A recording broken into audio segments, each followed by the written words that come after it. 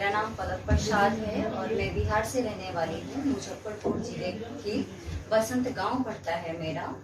और मैं एक मॉडल आर्टिस्ट सिंगर हूँ और मैं न्यू आई हूँ भोजपुरी इंडस्ट्री में। 1 साल हुआ है और लॉकडाउन ने तो ले ही लिया। बट आज हम खेसारी लाल जी के बारे में, काजल रखवानी, राजकुमार आर पांडे जी और चिंटू पांडे जी के विषय में बात करना चाहती हूँ, क्योंकि भोजपुरी इंडस्ट्री में बहुत गंद फैली है और मैं ये चाहती हूँ कि ये गंद हटे। सो पूछिए। तो यही कहना चाह रहा हूँ कि आपका जो शिकायत है भोजपुरी इंडस्ट्री को लेकर या कलाकार को लेकर, काजल रखवानी को लेकर क्या शिकायत है, और खेसारी जी के बारे में आपने तारीफ भी की है, क्या कहना चाहेंगे कि उनको जो काजल रखवानी बोली उनके बारे में काफी कुछ अपशब्द, तो कितनी नाराज इस बात से लेकर, कितना गलत मानती है इस चीज को? मुझे तो अभी फिलहाल मैं बहुत ज्यादा नाराजगी इस बात से हूँ कि हमारे यूपी बिहार के भाई बहनों इतने अच्छे हैं। काजल रखवानी को भरपूर प्यार दिया, उसने कभी गुजराती नहीं कहा।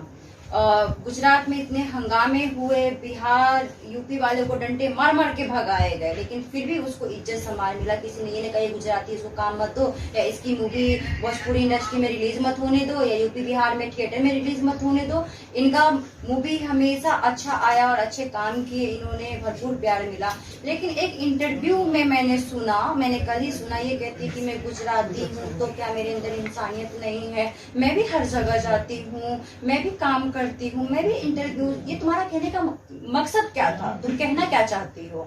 और फिर तुम्हारे वजह से छोटे छोटे बच्चे यूपी बिहार वाले ये देखते हैं कि इन दोनों का ब्रेकअप हो गया, ये हो गया, तो तुम क्यों हमारे यूपी बिहार के लोगों को तुम यही सिखा रही हो आगे कि ब्रेकअप हो गया, वो छक्का है तो ये है तब वो है। फिर अभी ये बोल रही है, ये क्या बोलते हैं, चिंटू पांडे ये बोल रहे थे कि मैं कभी चाचा को अब शब्द नहीं बोलता हूँ। तो अब शब्द नहीं बोलते तो सठिया गए हो, ये क्या शब्द है सठिया? या आप बोल रहे हो, छोटे बच्चे भी यूपी बिहार के अभी तक देखेंगे, फिर वो ओ चाचा सठिया गए हो क्या, वो भी अपने चाचा ताऊ को यही बोलेंगे। तो आप ये सिखा रहे हो यूपी बिहार वाले को। फिर उसके बाद में कहते हो छक्का, तो फिर वो भी कहेंगे किसी न किसी को छक्का।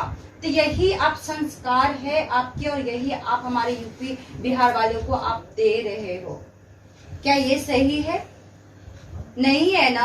आप लोगों का पर्सनल मैटर रहता है, चोंच मिलाते हो, रिश्ते रखते हो, कुछ भी करते हो, तुम लोगों का आपस का मामला है। तो तुम हमेशा यूट्यूब पे लाइव क्यों आ जाते हो? क्यों फेसबुक पे लाइव आ जाते हो? क्यों वो उसने ऐसा किया, उसने, तुम लोगों के पास और कोई काम नहीं है? जहां जाती हूँ वहां पे ये कहते हैं यार भोजपुरी इंडस्ट्री छी इतनी गंदी है, तुम कैसे काम करती हो? तो मैं ऐसे सर कर लेती हूँ। क्यों? तुम लोग बेवकूफों लोगों की वजह से ये होता है, सुनने को मिलता है मुझे। नई लड़की आई, अभी तुम नहीं हो, तुम्हारे फॉलोवर्स नहीं है इतने, अभी ट्राई करो, आगे काम देंगे। वही तुम बाहर की लड़कियों का काम दे रहे हो तो इज्जत सम्मान भी दे रहे हो, जैसे कि काजल रखवानी गुजरात की, उसको इज्जत सम्मान भी दे रहे हो। और आज जाके इतने सालों के बाद ये मुद्दा नहीं बनाए मैं गुजरात, तुम्हारा कहने का मतलब क्या है? तब क्यों नहीं बोले कि मैं गुजरात से हूँ तो इसलिए मुझे ऐसे लोग बोलते? तब तो तुम्हें बहुत अच्छा लग रहा था, मजा आ रहा था जब तुम्हें काम मिल रहा था। तुम कहती हो काजल जी कि मुझे पवन सिंह ने ही वो उसकी वजह से मैं यहाँ तक पहुंची और उसने ही मुझे फेमस किया, उसने ही मुझे सुपरस्टार बनाया।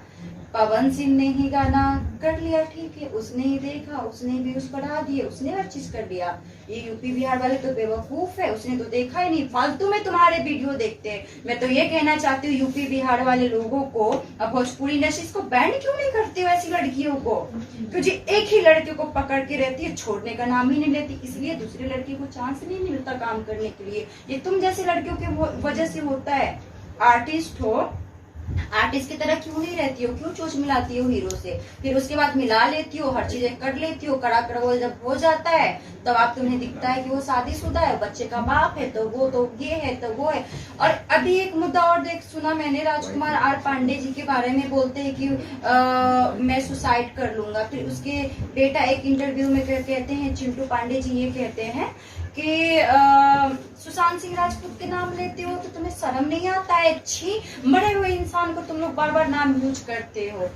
तो चिंटू पांडे जी, आपका पापा राजकुमार आर पांडे जी ने क्यों कंपेयर किया सुशांत सिंह राजपूत से, जो सुसाइड की बातें कर रहे थे?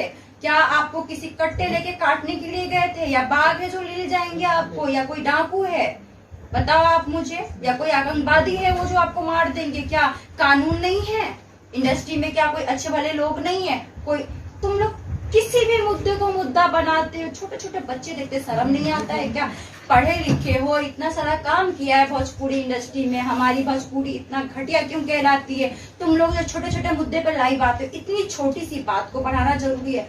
आजकल बॉयफ्रेंड गर्लफ्रेंड फिर जीका वगैरह वगैरह सब चीज हो जाते हैं, फिर ब्रेकअप हो जाता है। यहाँ तक कि मांग में जो सिंदूर डालते हैं ना, 2-3 बच्चे हो जाते तो उनका ब्रेकअप हो जाता है। उन लोगों का तो खैर अलग ही कहानी थी। तो फिर इतने मुद्दे क्यों बनाते हो? फिर उस लड़की के, ऐसी लड़कियों को सपोर्ट क्यों करते हो आप? चिंटू पांडे जी और राजकुमार पांडे जी, आपके पांडे परिवार की मैं फैन थी बहुत। मैं मानती थी कि चिंटू जी कितने अच्छे हैं, किसी भी मुद्दे के लेके बढ़ावे नहीं करते, न किसी के घटिया इंटरव्यूज वगैरह देखते, वो ये सब घटिया पंक्ति में नहीं रहते। मैं बहुत अच्छा मानती थी। लेकिन एक काजल के लिए आप पब्लिसिटी में इस तरह से आप आ रहे हो, एक लड़की की वजह से। क्या उसके जैसे कोई लड़की नहीं है भोजपुरी इंडस्ट्री में? आप मुझे बताइए। अक्षरा सिंह भी, उसके पवन सिंह के लेके भी मुद्दा हुआ तो उसको तो एक बंद कमरे में बांधा गया था, वो एक लड़की के साथ गलत था। काजल के साथ क्या ऐसा हुआ? तो अक्षरा सिंह का मुद्दा सही था। इसका मतलब हर कोई अक्षरा सिंह बनेंगे, हर कोई पवन सिंह बनेगा? यही तुम लोगों को लगा रखा है, और कोई काम धंधा नहीं है। ये जो तुम लोग जो गंदगी फैलाते हो, इसको हटाओ और अच्छा काम करो। ये भोजपुरी इंडस्ट्री को एक टॉप लेवल पे बढ़ाओ, क्योंकि हम लोगों की भी उससे करियर जुड़ी हुई है। हम लोग नहीं चाहते कि कोई भी हम पे हंसी हाथ ठोके, अरे तुम भोजपुरी इंडस्ट्री से हो, तुम भोजपुरी, हम लोग क्यों सर नीचा करके चलते? तुम लोगों की वजह से तो चलते हैं हम लोग सर नीचा करके। घटिए लोग, सुधरो थोड़ा, मैं ये चाहती हूँ। हालांकि ये भी जानना चाहूंगा, ये तो आपने काफी बोला भोजपुरी इंडस्ट्री को लेकर, हाँ। कलाकारों को लेकर, थोड़ा आप खुद क्या बताइए कि क्या काम वगैरह किया आपने? म्यूजिक वीडियो भी किया है, मॉडलिंग भी किया है, फिल्मों में भी काम किया है, कुछ अपने विषय में जानकारी दीजिए आप।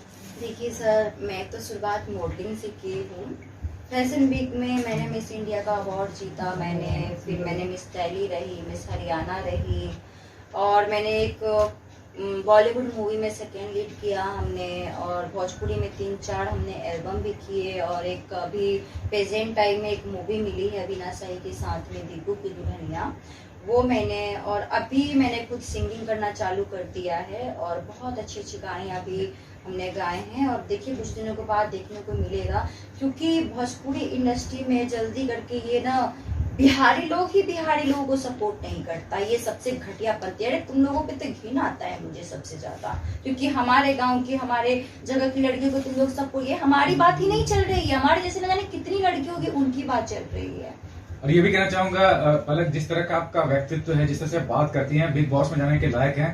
अभी हाल ही में देखिए खेसारी जी भी गए थे, उसके पहले भी कई सितारे गए भोजपुरी इंडस्ट्री से। तो कितना एक सपना है आपका कि आप भोजपुरी मतलब आर्टिस्ट के तौर पे आप जाए वहाँ बिग बॉस में, और बिग बॉस जाके वहाँ जीते आप? देखिए भोजपुरी इंडस्ट्री हो गया या बॉलीवुड इंडस्ट्री हो गई, मुझे कोई काम दे या ना दे मुझे कोई फर्क नहीं पड़ता है। बट मैं कहीं ना कहीं मैं आई हूँ बिग बॉस के लिए, क्योंकि कुछ चीजें हैं जो ये जो हमारे इंडिया है इनको पता कर चलना बहुत जरूरी है, लेकिन हमें अभी नहीं बता सकते। तो बस है कि बिग बॉस की तो बहुत बड़ी फैन हूँ मैं, हर एक एपिसोड में देखती हूँ, बाकी अभी तक। और सलमान भाई क्या कहना चाहेंगे? बिग बॉस में जाएंगे तो सलमान भाई से मिलना कितना बड़ा एक आपके लिए? सलमान सर भाई जैसे हैं, और मैं उनको बहुत मानती हूँ, और उनके तो फैंस पूरी दुनिया है। अभी तो फिलहाल हमारे घर में तो कुछ खास ही है, हमेशा देखो तो सलमान जी चलता रहता है। और बाकी आपने कहा कि कामयाबी अभी तक जब आए हैं विनोद प्रसाद हैं, जिनकी वजह से मैं आज तक यहाँ पे डटी हूँ। और जो हिम्मत आती है ना, मुझे उनसे आती है, विनोद प्रसाद की वजह से हिम्मत आती है। मुझे पहले हिंदी बोलने नहीं आता था, हिंदी बोलना सिखाया, कैसे रहना है, कब किसी कैसे लड़ाई करना है, उससे सीखने को मुझे मिला।